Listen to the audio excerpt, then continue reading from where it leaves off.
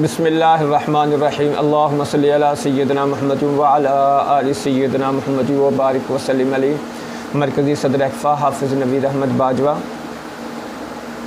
عزیز و دوستو، میں اپنے پاکستان بھر کے درجہ چہارم ملازمین بھائیوں سے مخاطب ہوں اور الحمدللہ ان کو بتلانا چاہتا ہوں کہ ایک طویل عرصہ سے درجہ چہارم ملازمین احساس محرومی کا شکار چلے آ رہے تھے اور کلاس 4 ملازمین کے اندر اپنی قیادت کے اندر نہایت ہی مایوسی کا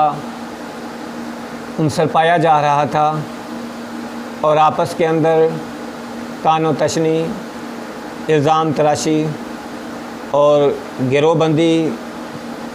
کا ایک ماحول پیدا ہو چکا تھا، جس کی وجہ سے کلاس 4 ملازمین جو ہے وہ دل برداشتہ ہو کر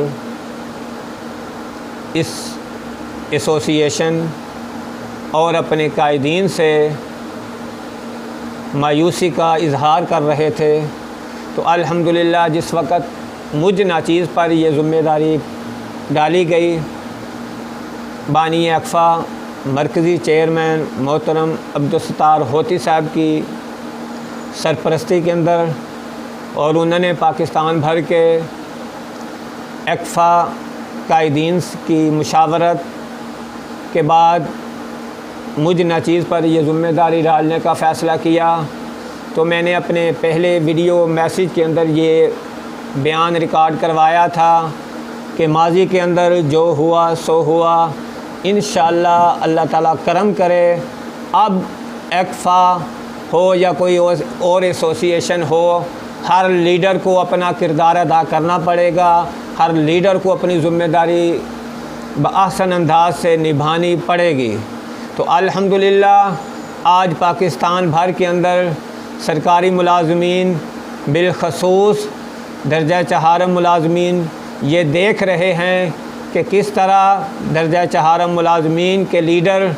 اپنی جد و جہد کو جاری رکھے ہوئے ہیں اور دن رات محنت کر رہے ہیں، جبکہ یہی لیڈر تھے جنس کے سے مایوسی کا اظہار پایا جا رہا تھا کہ یہ لوگ کرپشن کے اندر مبتلا ہیں، یہ لوگ اپنی ذمہ داریوں کو نہیں نبھا رہے، اپنے ملازمین بھائیوں کے ساتھ تعاون نہیں کر رہے۔ اب یکے بعد یہی لوگ میٹنگز بھی کر رہے ہیں، ورک بھی کر رہے ہیں، احتجاج بھی کر رہے ہیں، جد و جہد بھی کر رہے ہیں، اور ماضی کے اندر جو ایک نیگیٹو